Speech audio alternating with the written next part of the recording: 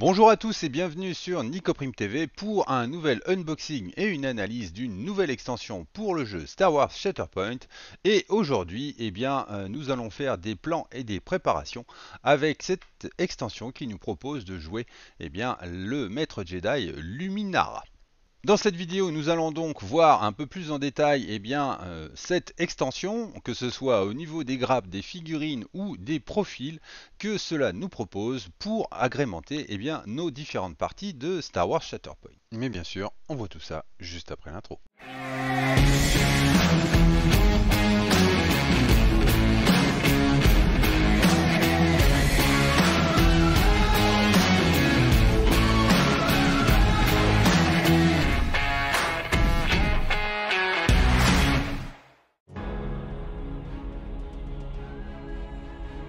En termes de socle, concernant cette extension pour Luminara, on va retrouver les 4 mêmes socles habituels.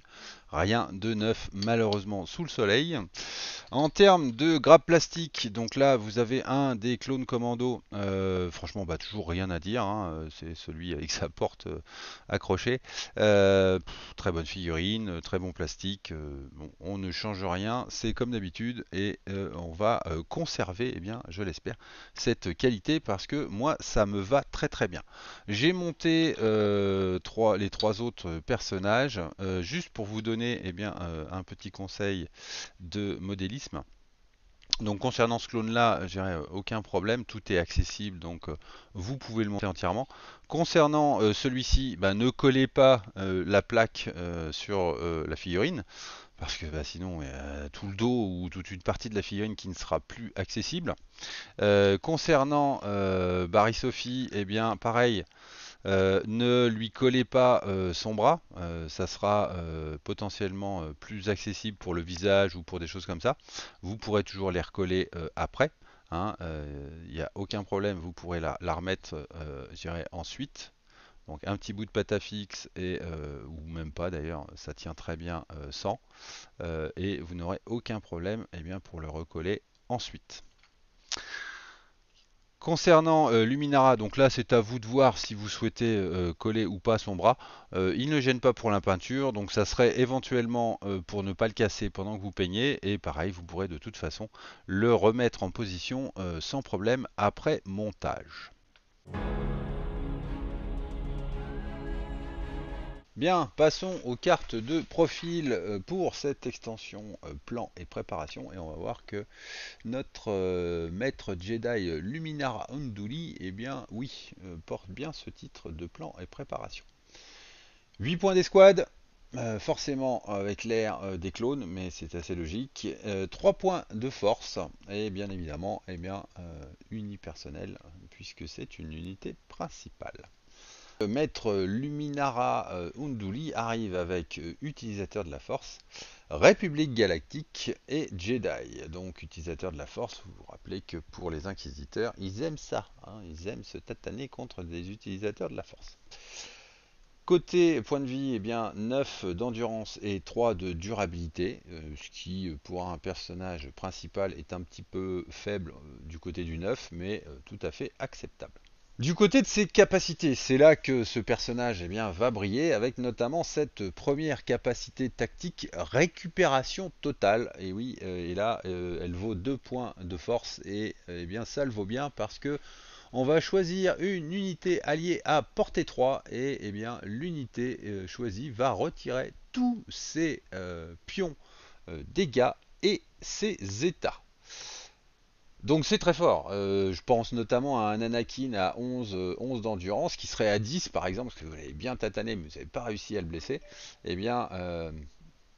Notre ami Luminara arrive juste derrière. Elle fait non. Et hop, Anakin se retrouve totalement vierge. C'est une capacité qui peut changer le cours d'une partie, je trouve. Donc, ou en tout cas qui va faire que vous aviez dépensé beaucoup de ressources pour faire des dégâts à un moment donné, et tout simplement elle va vous les annuler. C'est quand même très intéressant. Une deuxième capacité active qui est un sprint pour un point de force très classique, eh bien chaque personnage de cette unité, donc en l'occurrence elle-même, eh bien va pouvoir faire un foncé. Un réactif frappe précise pour un point de force. Après que cette unité a effectué une action de combat, elle peut utiliser cette capacité. Choisissez une unité de soutien République Galactique.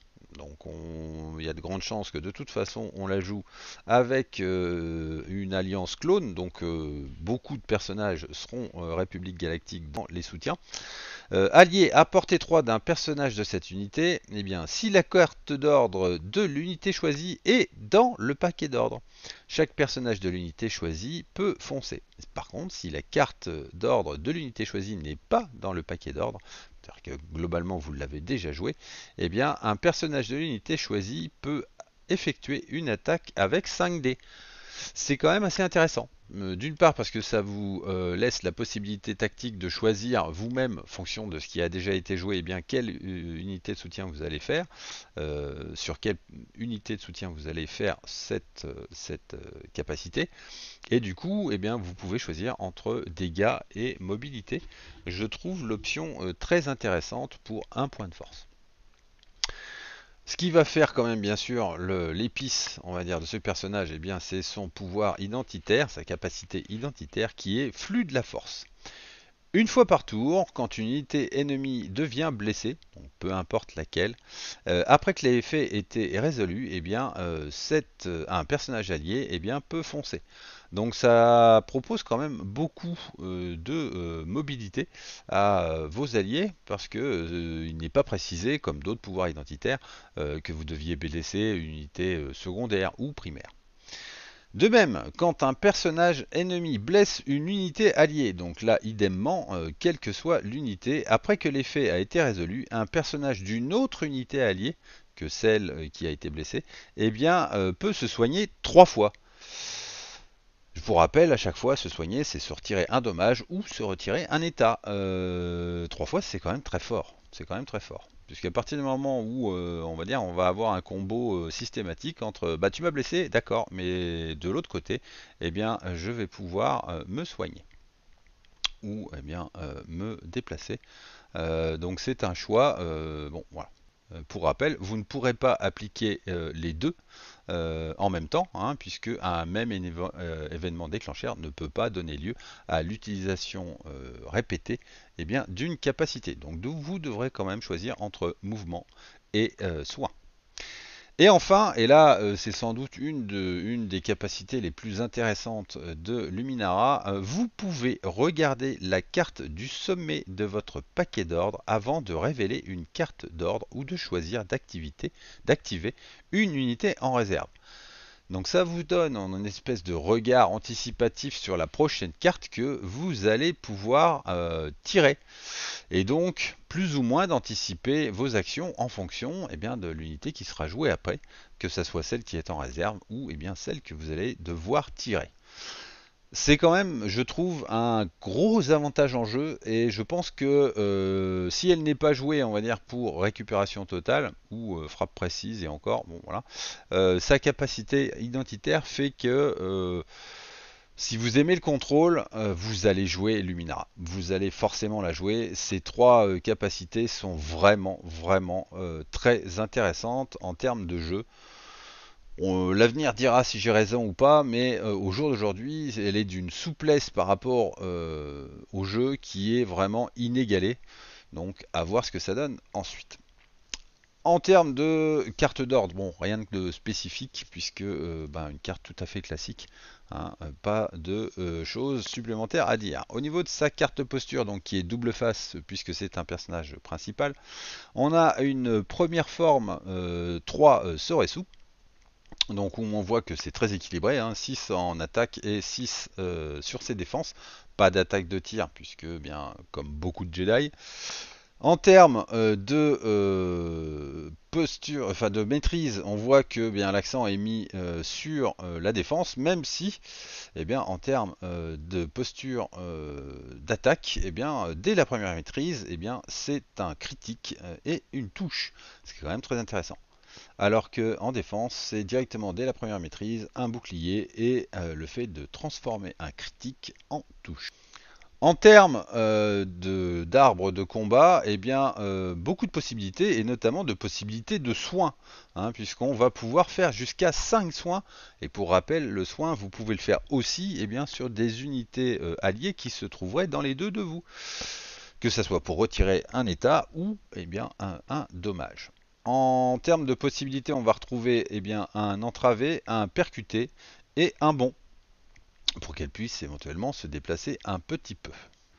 En termes de dégâts, par contre, cette phase défensive, on va dire, offre assez peu de dégâts potentiels, puisqu'on va être à un maximum de 5, ce qui, au jour d'aujourd'hui, pour une unité primaire en tout cas, est le plus bas que l'on connaisse. Du côté de sa face offensive, eh bien, en forme de Makashi, on voit qu'elle gagne un petit peu en boost d'attaque, puisqu'elle va passer à 6, et qu'elle perd un seul point eh bien, en défense. Voilà.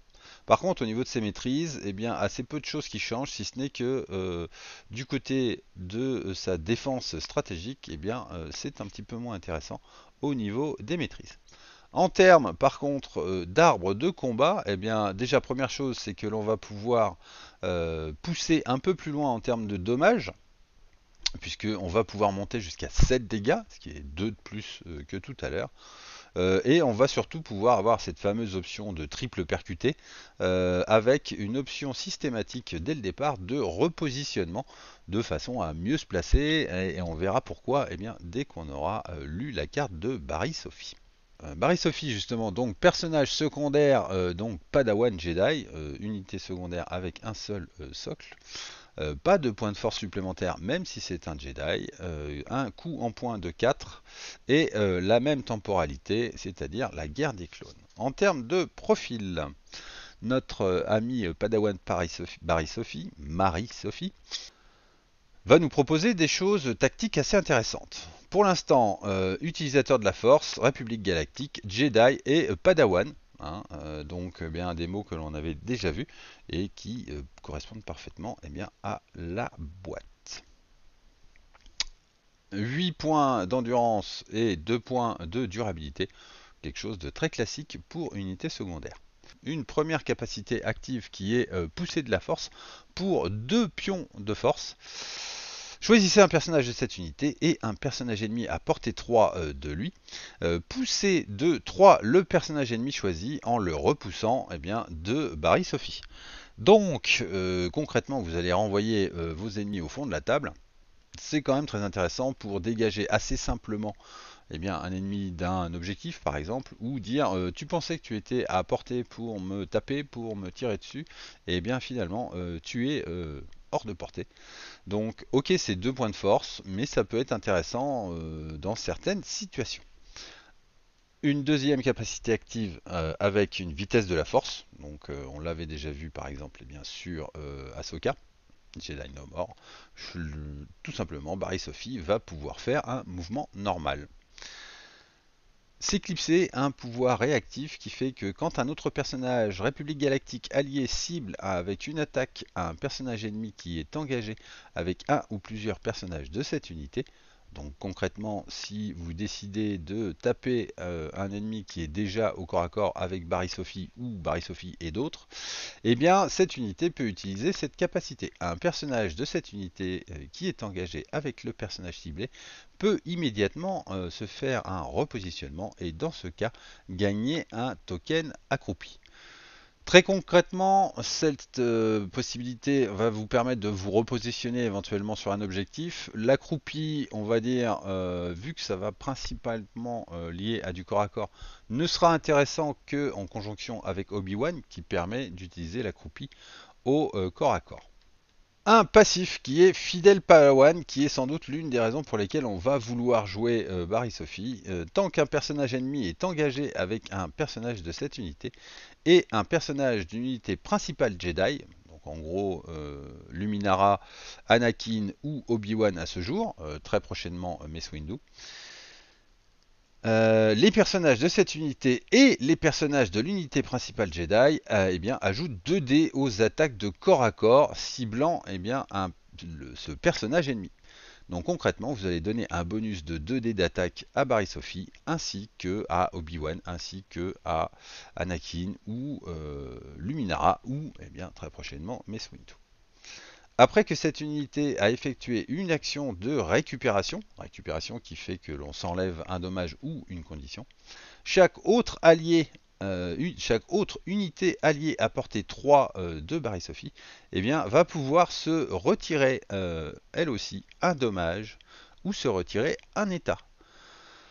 Je trouve que la conjonction des deux rend le pouvoir très fort parce que autant booster au corps à corps, se booster de soi-même ainsi qu'un Jedi à côté et en même temps faire que à 3 eh bien, tout le monde va pouvoir se soigner ou se retirer un état, c'est quand même très intéressant. Alors ça suppose de jouer un peu paquet, mais en même temps quand vous jouez clone, et notamment avec un Rex ou un Cody, eh bien vous allez avoir tendance à le faire.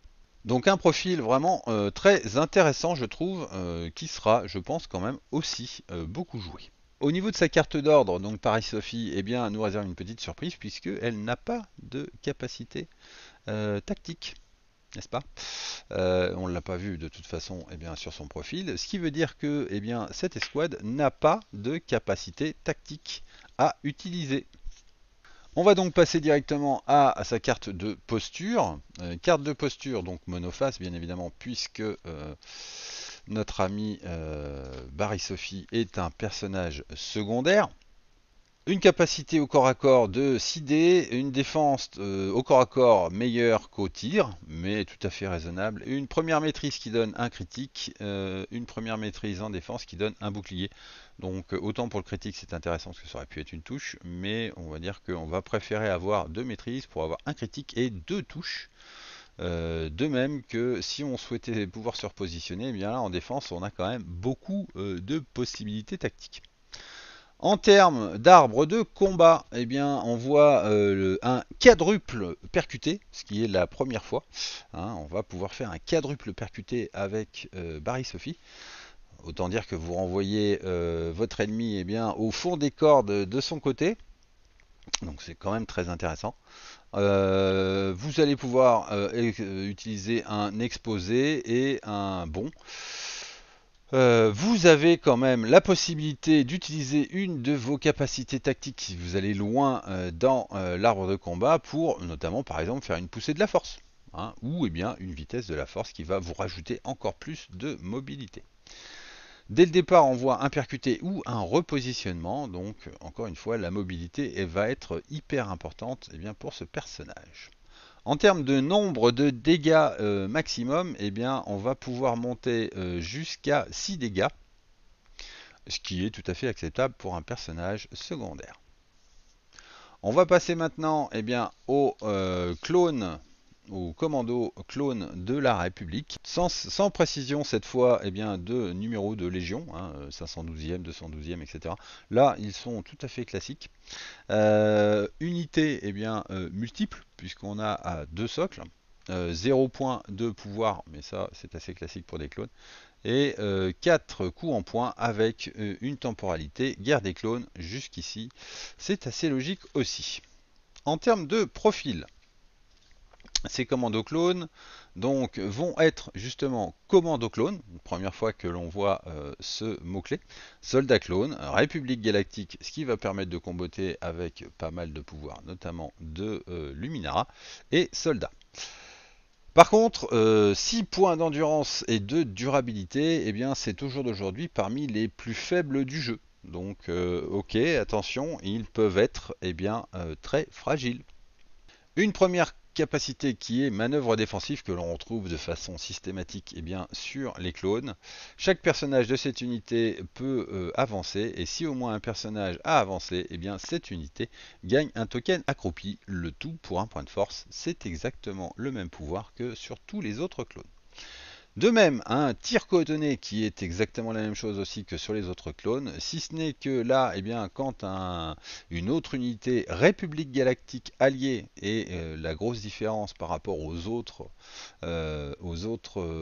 clones, c'est que d'habitude c'était précisé une autre unité de soutien République Galactique. Là, c'est toutes les unités République Galactique, donc y compris les personnages principaux ou les personnages secondaires. Et bien, tout simplement, si vous êtes à 5 de la cible, qui est prise en cible par justement votre allié, et bien, vous allez infliger directement un dégât supplémentaire. Ce qui fait que, je sais pas, imaginons que vous attaquez avec Barry Sophie un ennemi, il vous manque un dégât, et bien tout simplement vous allez pouvoir le rajouter en activant cette capacité. Un premier passif qui est câble ascensionnel. La première fois effectivement que l'on voit aussi cette capacité, les personnages de cette unité ont ascension. Donc en gros, ils peuvent remplacer leur mouvement classique par un mouvement de grimper.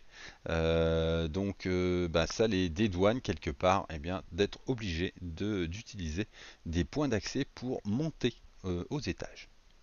Frère d'armes, donc exactement la même chose que sur tous les autres clones. Tant que cette unité a un ou plusieurs tokens accroupis, les personnages de cette unité ont inébranlable qui vont faire qu'ils ignorent le premier percuté que l'on peut leur infliger. Et enfin, armure de commando, un troisième passif. Les personnages de cette unité ont protection, quel que soit le cas de figure. Donc en gros, ils vont réduire les dommages de 1. Ce qui explique peut-être pourquoi ils ont uniquement 6 points d'endurance.